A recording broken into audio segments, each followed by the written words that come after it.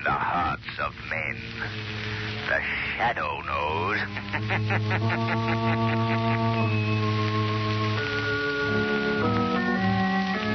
Your local blue coal dealer presents The Shadow. These half-hour dramatizations are designed to forcibly demonstrate to old and young alike that crime does not pay.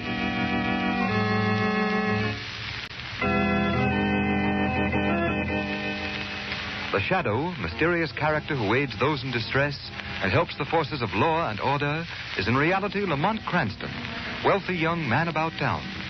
Cranston's friend and companion, the lovely Margot Lane, is the only person who knows to whom the unseen voice belongs. The only one who knows the true identity of that master of other people's minds, the Shadow.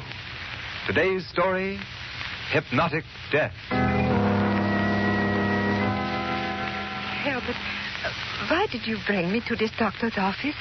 I want you to meet the famous Dr. Dharma. He's a friend of mine. We might even get him to be my best man. Oh, Herbert, it makes me so happy to hear you making plans for our wedding. Martha, dear, you stay here a minute. I want to prepare Dr. Dharma for the big surprise. Yes, Herbert. Sure, there's no sense to it. Hiya, fellas. Well, look who's here. Charming Charlie himself. Cut that, Fats. My name's Herbert Van Bursten for the present. Uh-oh. You got something in tow, huh, Charlie? Yeah. Where's the doctor? Oh, he's inside with one of the lawyers. He'll be right out. What do you got, Herbert? A servant girl. No living relations. Yeah, perfect. Made to order. What kind of a policy she got? 10,000 life, double indemnity. All right. You sure know how to pick 'em.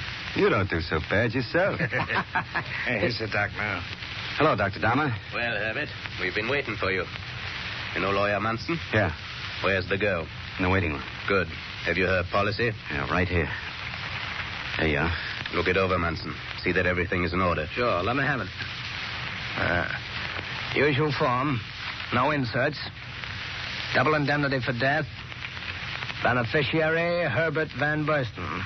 It's made out to you, all right. You bet. That's okay. Very well. Bring the girl in. Okay, Doctor. See that the boys have their instructions, Munson. Right, Doctor. Come right in, Martha. Yes, Herbert. These men are friends of mine, and this is the great Dr. Dharma. Pleased to meet you, Doctor. Herbert was telling Come me... here, Martha. Close to me. Yes, sir. Look at me. Look into my eyes. Herbert. Look into my eyes, Martha. Oh, Herbert. Take me out of here. Martha. I am afraid. I don't want to look into your... Now, Martha. From this moment on, I will control your mind. My will shall be your will. My instructions, your commands. Whether or not I'm with you, whether or not you see me, you will obey my orders. Obey your orders? Yes. Obey my orders. All right, men, you must be going. You are about to witness an even greater demonstration of my principle of telepathic hypnosis.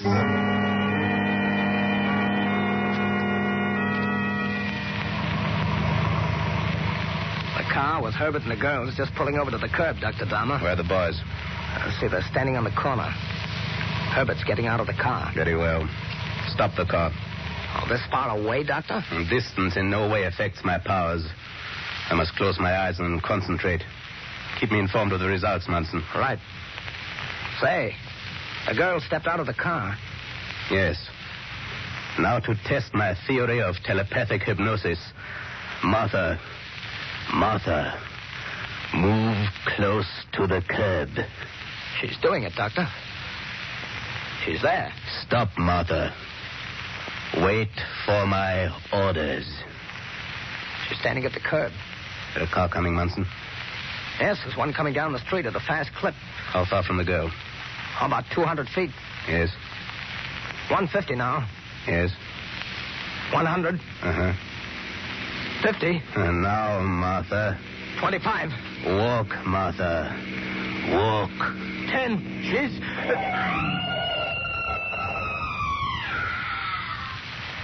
Well, that's done, Dr. Dharma. Yes. It is quite done, Munson. Quite. Look, she's dead. Dead. You murderer. You killed my fiancée. I didn't mean to do it. killed her, you murderer. Right there, you people. Stand back. Now, buddy, what happened? Well, the girl stepped right in front of my car, officer. I couldn't stop. Yeah, of course you couldn't. You were going too fast. All right. We can't argue that out here. I'll have to place you under arrest, young fella. Just a moment, officer. What do you want? I saw what happened. That young man was not to blame. The girl walked right in front of the car. Well, you'd better let me have your name. Cranston. Lamont Cranston. Say, officer, this man's talking through his hat. This woman was killed by a reckless driver. Officer, there's something very peculiar about this whole thing. I beg your pardon. Excuse me, officer. I'm Dr. Dharma. Well, what is it? You witness to this? No, I'm not. I didn't see it. But as a citizen, I feel that reckless driving must come to an end. You say you didn't see what happened? That is correct. Then you'll pardon me, but I hardly think you're in a position to voice an opinion in this matter, Dr. Dharma. I see. You, of course, are a witness for the driver. Exactly. Very noble of you. Very. I assure you, sir, that you and I will meet again. Yes, I'm sure we will meet again.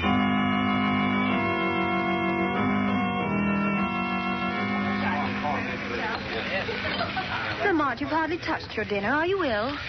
Strangest feeling's been creeping upon me since that automobile accident. Lamont, your voice sounds awfully strange. Yes, I must shake this off.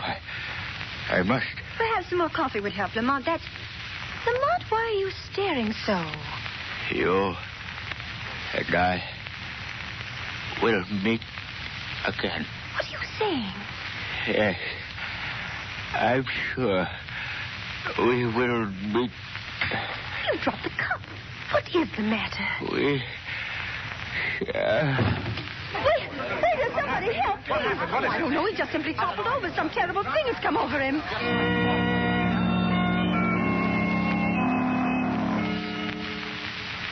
Now, Miss Lane, try and calm yourself. Nurse, how long will I have to wait for some news about Mr. Cranston? Dr. Anthony and Dr. Whitman are with him now. You must be I patient. don't understand it. He was so well only yesterday, and now I just can't believe it. Oh, here's Dr. Anthony now. Dr. Anthony, how is he? Just a moment, Miss Lane. Nurse, will you stay with Mr. Cranston? Yes, of course, Doctor. Sit down, Miss Lane. I want to talk to you. But, Doctor, how is he? No better. What? If anything, he's worse. That may be brutal, Miss Lane, but you should know the facts. Oh, Doctor, it sounds frightful. I've called in every specialist I thought might help. They're completely stumped, Miss Lane. Never in our experience have we encountered such a strange case. Well, what can it be? We don't know. All the vital organs are in excellent condition. Yet his energy is rapidly ebbing. Oh. I hate to have to tell you this, Miss Lane, but we're afraid Mr. Cranston won't last the night. Oh, no. Oh, no, that can't be possible. The most discouraging thing is Mr. Cranston's complete lack of cooperation. He seems to have lost the desire to live. Oh, I must go to him. He must fight this thing off, whatever it is. Come along, Miss Lane. We put him in this room right across the hall. There we are. Now, Miss Lane, try to arouse his interest in something. Yes, Doctor, I will. Step right in. Lamont. Oh, Lamont. Margot. How are you, Lamont? Are you any better? Something pressing Where? here. My head. Oh, Hands squeezing. Lamont, listen to me, please. Your life is in your own hands. You must fight, Lamont. Fight. Yes. Fight. Obey. Orders. My will. Your will. What do you mean? What are you trying to tell us, Lamont? Can't tell you. He won't let me. What's that? Who won't let you? Can't tell you. You must tell us. Must obey orders. Lamont, you've got to tell us. We want to help you. Tired. Sleepy. Doctor, would you step over here a moment? Well, of course, Miss Lane. Doctor, don't think I'm mad, but the man in that bed is not Lamont Cranston. Not Miss Lane. The body is Lamont Cranston, all right, but the spirit is not his. Well, that doesn't make Let sense. me explain.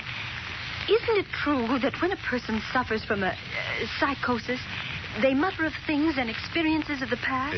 Yes, that's quite correct. Well, these things Mr. Cranston's been saying, I've never heard him say before. No, but... Doctor, I'm convinced Mr. Cranston is uttering the words of someone else. Someone else? Yes, a will stronger than his own dominates him, dictates his every word and action. You mean a form of hypnosis? Have you ever heard of telepathic hypnosis? Why, of course. A book has been published on the subject just recently. In fact, I have a copy in my office. I feel only an authority on that subject can help Mr. Cranston. We must send for the author of that book. But, Miss Lane, the theories of hypnosis described in this particular book have not been endorsed by the medical profession. It makes interesting reading. Dr. Anthony, we don't know what's wrong with Mr. Cranston. Perhaps I'm clutching at a straw, but his life is in danger. I insist that you call in that author. Very well. Nurse. Yes, doctor? Go into my office. Phone this man to come here at once. Here, I'll write the name for you. Dr. Agastya Dharma.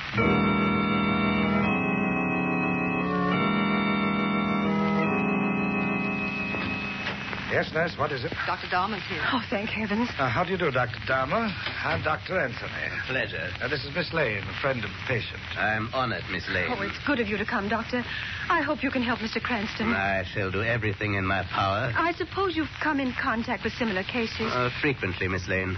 Is it possible, then, that Mr. Cranston's will is dominated by another? Quite possible. His very existence is in the hands of, a master mentality. Oh, Doctor, please help him, please. Yes, of course, Miss Lane. I'll awaken the patient. No, Doctor. I'll awaken him. Mr. Cranston. Yes? Open your eyes. Open. Eyes. Why, Doctor, that's an amazing demonstration. Lamont, this is Dr. Dharma. He's come to help you. Obey. Don't you understand?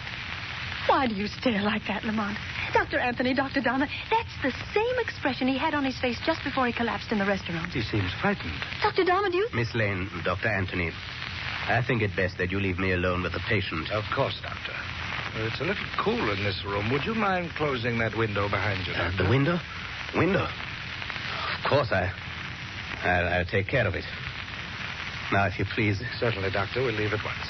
Come, Miss Lane. Dr. Dharma, I place my last hope in you. Mr. Cranston will be well taken care of. Thank you, Doctor. Well, Cranston, we meet again, eh? We meet again. Oh, yes, of course. Your vocal cords. I'd quite forgotten. You can think clearly enough, but can't express yourself.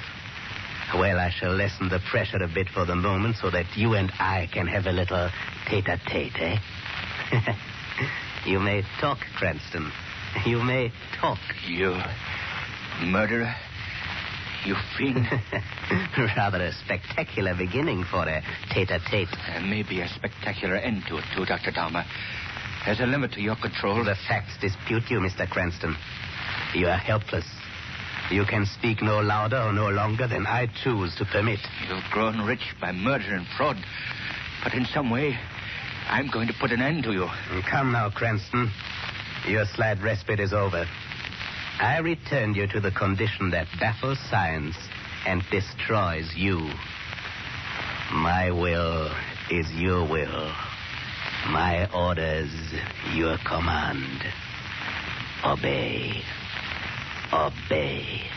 My will. Your will. Obey. Obey. Precisely. Now, Cranston, I leave you to your doom. You shall be dead by morning.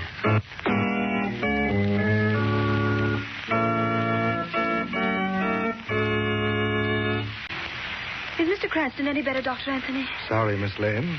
No improvement. Oh, this is terrible. It's horrible. Even Dr. Dharma couldn't help. No, he said the patient refused to cooperate. Under the circumstances, help was impossible. I'm afraid Mr. Cranston lacked faith in Dr. Dharma. If there was some way I could... Dr. Anthony, you have a copy of Dr. Dharma's book. Yes? That might do it. If we show Mr. Cranston the book, he might realize how important Dr. Dahmer is. Well, we can try it. Nurse. Yes, doctor. Go across to my office. You'll find Dr. Dahmer's book on my desk. Bring it here, please. Yes, doctor. Dr. Anthony, the phone light is on. Oh, thank you. I'll answer it. Hello? Yes, sir. Wants to speak to Mr. Cranston. Well, that's impossible. Well, I see. All right, have him come up. I'll talk to him. What is it, Doctor? The driver of the car that killed the girl goes on trial tomorrow. His lawyer's downstairs in the reception room. He thinks Mr. Cranston can save the boy. Well, perhaps the plight of the boy might stimulate Mr. Cranston's interest. Why, yes, there is that possibility. Here's the book, doctor. Let me have it. Yes, Miss Lane. Look, Lamont. This is Dr. Dahmer's book. You see his name on the cover. He's a tremendously important man, Lamont. You must let him help you. Miss Lane, I believe we've struck something. He's thumbing through the pages. I think we've aroused his interest. Oh, that's the lawyer. You must put him off, Doctor. Yes, nurse, tell the gentleman we can't see him just yet. Yes, doctor. Look, Doctor. He's actually reading the book. This is the first break in the case. Oh, I hope so. Dr. Anthony. Yes, nurse, what is it? All that lawyer wants is for Mr. Cranston to establish how far the automobile was from the girl when she stepped off the curb. He brought this enlarged photograph of the scene of the accident in the hope that Mr. Cranston could mark the spot on the picture. Well, I'm afraid that... Doctor, look. Mr. Cranston's reaching out for the photograph. I believe... Do you think he recognizes Apparently. Apparently. Nurse, let me have that photo. Yes, Miss Lane. Here, Lamont. Show us where the automobile was when the girl stepped off the curb. Why, he's drawing his finger over the picture. No, Lamont, not there. The place where the car was. Now, he's indicating a spot on the sidewalk. You see, it's useless. His brain isn't functioning. Why, look. Look, Miss Lane. He's pointing from Dahmer's name on the book cover to the spot on the photograph. Doctor, I see it now. What? He's placing Dahmer at the scene of the accident. Oh, Doctor, don't you understand? Lamont has met that man before. That's why he was so agitated when Dahmer came in here. Why, I believe you're right, Miss Lane. That's why he keeps repeating the words, "We will meet again." Do you think Dahmer might be the influence that dominates Mr. Cranston? I don't know, Doctor. Look, Miss Lane. He's pointing to a passage in Dahmer's book now. What is it, Lamont? Read the passage, Miss Lane. Should the controlling mind lose poise for even an instant, in that moment the spell is broken and the will of the subject released. If the controlling mind loses poise... Window. Oh, he's trying to tell something by association of ideas. What significance can the window have? I've got it, Doctor. What? Do you remember when you asked Dahmer to close that window? Yes. He lost his poise. He never went near it. He didn't dare look out of this 26th floor window. Of course. I thought his conduct strange at the time. Dahmer is a victim of a phobia. The fear of high places. That is what Mr. Cranston is trying to bring out. We shall meet again. Doctor, we've got to get Dahmer back up here. We've got to make him lose his self-control, if only for an instant. It's the only way to break Dahmer's influence. But will he come? He's washed his hands of the case. I think I know a way to get him here.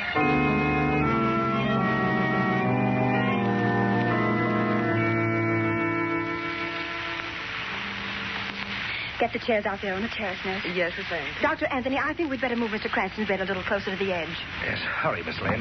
Dahmer's already on his way up. Where do you want this chair, Miss Lane? Right over there, close to the parapet. How did you manage to get Dahmer to come up here? Well, I simply phoned and told him Mr. Cranston was getting well. He nearly dropped the phone. He was so nervous. Oh, that must be Dahmer. Yes.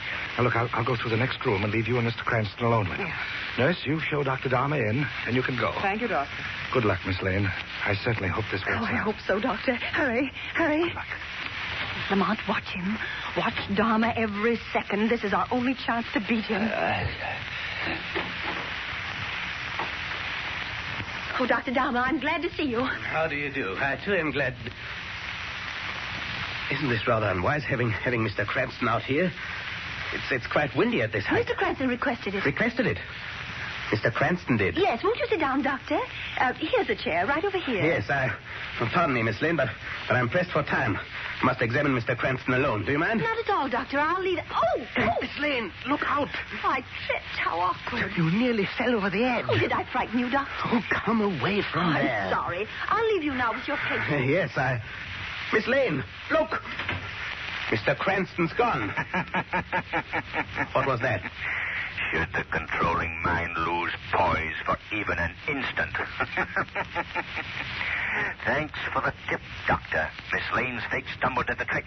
You lost poise. Who are you? Your liberated subject, Lamont Cranston. I can't see you. Quite right, Doctor. Nobody ever sees the shadow. The shadow? You? Yes, Doctor. I've heard of you. The invisible. But this can't be. You accomplish this through hypnotism. Correct, Doctor. We're masters of the same art. We apply it quite differently. You have hypnotized me. All my life I've looked forward to an encounter with the shadow. I felt it would be the ultimate test of my hypnotic powers. Well, here we are, Doctor. Quite so. And you shall see who is master. What do you mean?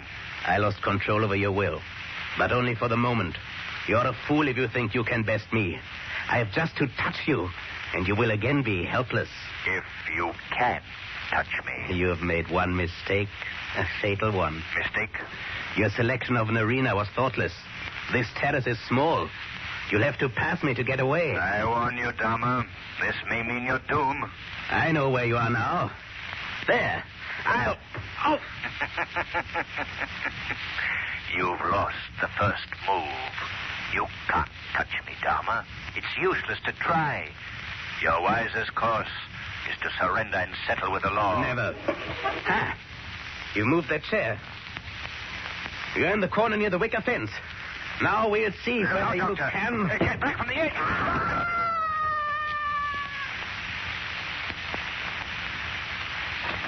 Lamont, are you all right? Yes, Margot. I heard a scream. It was Dahmer. Lost his balance. Oh. Fell 26 stories. Oh, Lamont. Well, thank God you're safe. Oh, it was so ghastly, you lying there aware of everything, not able to express your thoughts. You expressed them very well for me, Margot.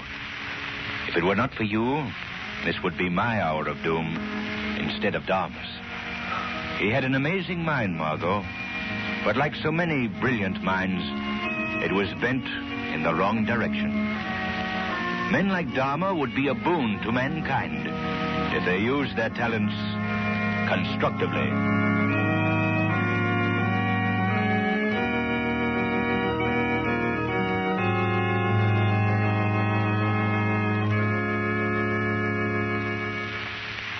Today's program is based on a story copyrighted by the Shadow magazine. All the characters and all the places named are fictitious. Any similarity to persons living or dead is purely coincidental. The Shadow magazine is now on sale at your local newsstand.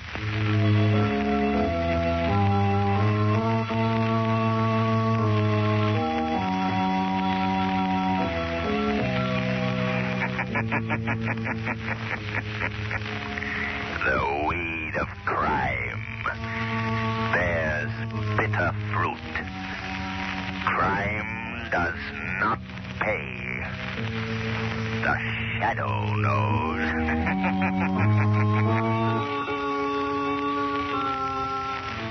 Next week, same time, same station, Blue Coal, America's finest anthracite, will again present another thrilling adventure of the shadow. Be sure to listen. And be sure to burn Blue Coal, the solid fuel for solid comfort.